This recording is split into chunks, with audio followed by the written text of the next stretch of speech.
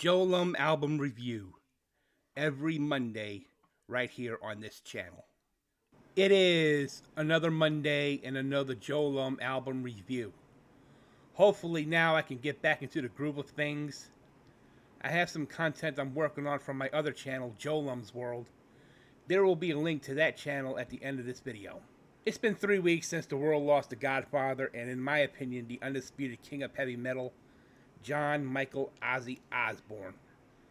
So what I'd like to do today is review his final ever album, 2022's Patient Number 9. It is Ozzy's magnum opus. On February 21st, 2020, Ozzy Osbourne released his first studio album in a decade with Ordinary Man. That album received generally positive reviews from contemporary music critics. The album reached number 3 on both the US and the UK albums charts, and 4 singles were released: Under the Graveyard, Straight to Hell, the title track, which features Sir Elton John on co-lead vocals, and It's a Raid featuring Post Malone. On February 25th, 2020, Osbourne announced he had stated he was beginning work on a follow-up album with Andrew Watt, who produced Ordinary Man. And while working on the new record, Ozzy had many talented musicians contribute to this record. Producer Andrew Watt did guitars, bass, keyboards, piano, and drums, along with backing vocals. But he wasn't the only one contributing to making this record.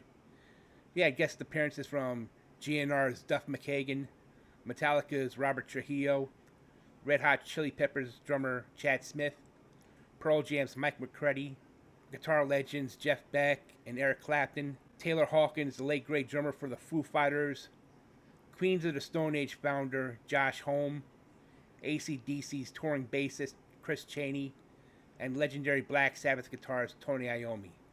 Not to mention longtime Ozzy Axeman and Black Label Society founder Zakk Wylde contributed on guitar parts on a majority on the album. On the vinyl edition of Patient Number 9, features Immortal as the first track and the title track as the second, and an early version of Dark Side Blues previously appeared on a Japanese bonus track on the previous record, Ordinary Man. Looking at the track listings here, as I mentioned, on the vinyl version, Immortal is the first song and Patient Number 9 is the second. Well, I'm going by the track listing according to my CD. Patient Number 9, featuring Jeff Beck, clocks in at 7:21. Immortal clocks in at 3:03. Parasite clocks in at 4:05. No Escape From Now, featuring Tony Iommi, clocks in at 6:46. One of Those Days, featuring Eric Clapton, clocks in at 4:40. 1,000 Shades, featuring Jeff Beck, clocks in at 4:26. Mr. Darkness clocks in at 5:35. Nothing Feels Right clocks in at 5:35. Evil Shuffle clocks in at 4:10. Degradation Rules, featuring Tony Iommi, clocks in at 4:10. Dead and Gone clocks in at 4:32. God Only Knows clocks in at 5 minutes. And Dark Side Blues clocks in at 1:47 seconds. Patient Number 9, Ozzy Osbourne's 13th and final studio album, was released on September 9th, 2022. It is the longest studio album he has ever released as a solo artist. The album received favorable reviews from music critics, reaching number 3 on the Billboard 200 and number 1 on 4 of Billboard's Top Alternative, Top Rock, Top Hard Rock, and Top Tastemakers album charts. It also reached number 3 in the UK, while it reached number 1 on the UK's rock and metal charts. The album would go on to win 2 Grammys, including Best Rock Album and Best Metal Performance for Degradation Rules. This win makes it the 3rd Grammy Award that Ozzy Osbourne and Tony Iommi won together, after previously winning 2 as members of Black Sabbath. My overall rating for this record is a 9 out of 10.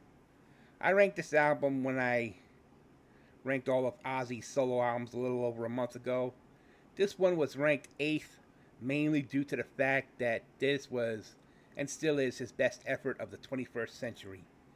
It may not be Blizzard of Oz or Diary of a Madman or No More Tears, but when you got talented musicians such as Taylor Hawkins, may he rest in peace, Duff McKagan, Robert Trujillo, Mike McCready, Zakk Wylde, and others that were influenced by Ozzy and Black Sabbath, that's one hell of a masterpiece.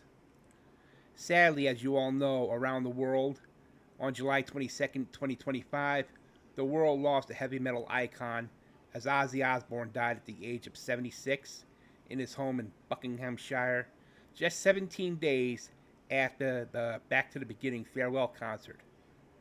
Rest in power, Ozzy. You will be missed. For more album reviews like this one, subscribe to my channel. Thank you for watching.